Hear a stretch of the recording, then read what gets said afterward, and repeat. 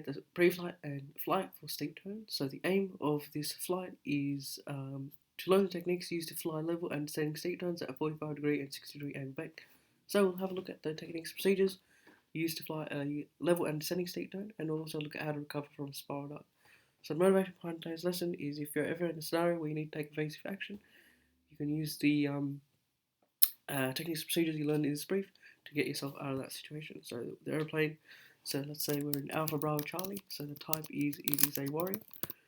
Fuel, we've got, let's say, 100 litres on board, which is plenty for our flight, 1 hour. Oil is 8 quarts, so maximum maximum 8, minimum 6 quarts per aeroplane. Flight time 1 hour. ATIS, we've got information kilo. So in terms of the radio call to departure, it will be done entirely by you. You're getting to a stage where you're almost going for your area solo. So it's good practice, and I want to see how you're doing those things. Training, so I'll demonstrate the first steep turn, then I'll hand over controls to you, and then arrival to shutdown will be done by you as well. So in terms of our application, so all of our steep turns will be flown through 360 degrees. So steep level turns will be done at 45 degree and 60 degrees angle of bank. So yeah, that's really important. You set that attitude, 45 degree and 60 degrees of bank, and I'll tell you as well where the horizon is cutting. And attitude is important. It tells us both about pitch and bank. So steep level turns, we use it to get out of an air proximity event if there's any traffic. We're in a collision course of traffic. We can use that to evade it. If there's a cloud and a steep descending turn, we'd use it to get in a hole in the cloud or to clear controlled airspace as well, or also to clear traffic. So it's done at 45 degrees. Remember, you do past, and the glide speed is 83 knots. Remember, your stall speed increases by 10 knots in a 45 degree steep turn. So to remain a margin, we increase our glide speed. And in terms of what are the threats for the steep descending turn, we've got the threat of air sickness. There was an error, and the management technique will take breaks as required and discontinue the loss of, and the undecided cost of loss of control. So the error would be about having abrupt input or not taking breaks as well. So make sure you let the instructor know if you're not feeling well, so we can fly straight level, so you can catch your breath. Make sure you choose a good prominent reference point. That's one of the threats as well. The threat of disorientation of not choosing a prominent reference point. So make sure you choose one. So pre-entry check. So we start with pre-entry check. Reference point selected. Carb off. Mixture fluid. Cheese is green. Look out. Clear right. Center. Clear left. If you're doing a steep turn to the left, or clear left. Center. Clear right. If you're doing a steep turn to the right, and make sure you're clear behind. So entry is done using BBB. So it's a coordinated maneuver. You're doing bank, balance, back pressure all together. And for a 45 degree steep turn, you'll add 100 RPM past 30 degrees, and for a 60 degree, you'll add full power. So maintenance is A lap, so tell me where the horizon cutting. Look out in direction of turn, attitude, pitch and bank is good, and performance, you're maintaining height. Artificial horizon, we've got that 45 degrees in between 30 and 60, and 60 degrees marked an artificial horizon. You'll make sure you're balanced as well in terms of your turn stick coordinator, and if you're doing a descending steep turn, you'll maintain that 5, 3, 83 knots.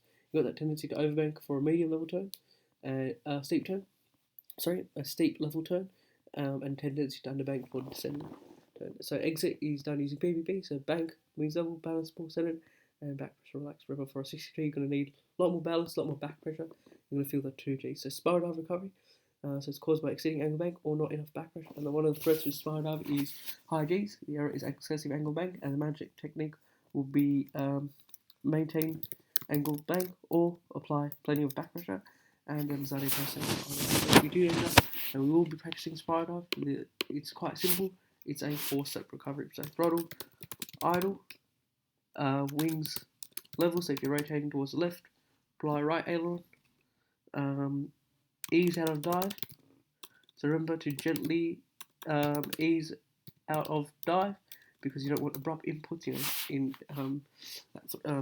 impacting that 3.8 G load limit. So ease out of dive, and once your speed settled, climb as well to your height, as you would have lost quite a bit of height. So steep consideration, so relation between angle bank, load factor, and stall speed. So if you increase angle bank, you increase the load factor and increase the stall speed. So that's the relationship. It's exponential factor. So even a 60 degree steep turn, your stall speed increases by 20% from 50 knots to 7 knots. Environmental hazards, watching out for the training area. It's quite busy in terms of traffic. Watching out for controlled airspace. and also weather and configuration security. Make sure you've got your seatbelts on, stowaway, and loose items. Effective angle bank and turn performance. So if you have an increased angle bank, your radius of turn is smaller and your rate of turn increases. RPM limitations is 2700 RPM. So that's why we do throttle idle and a spiral dive, as our throttle will be reaching that red line. So that's really important. Make sure you monitor that as part of your A-lap cycle as well. And the difference between spiral dive and spin. In a spiral dive, you've got high indicated airspeed. The spin is stabilized and it's quite light at 40 knots. And in a spiral dive, you can use ailerons, but to recover in the spin, you can only use a rudder.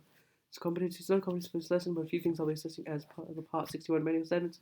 So plus or minus 5 to 10 degrees angle maintenance. So if you use A-lap cycle, set the attitude plus or minus 10 degrees roll up from specified heading. So really looking out and anticipating the reference point, and using anticipate blank bounce backwards test. Handing over, taking over method.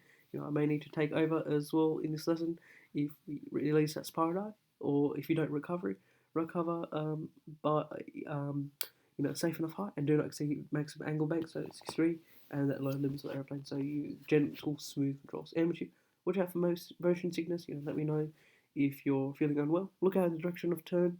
So, because a certain threat that exists, the area will be polar gap, manage with technical airlet, and then design across every air proximity. So the threat would be traffic. So that's really important that you aware of traffic, and you have a good thorough lookout. You use ALAP cycle when you do your pre-entry checks.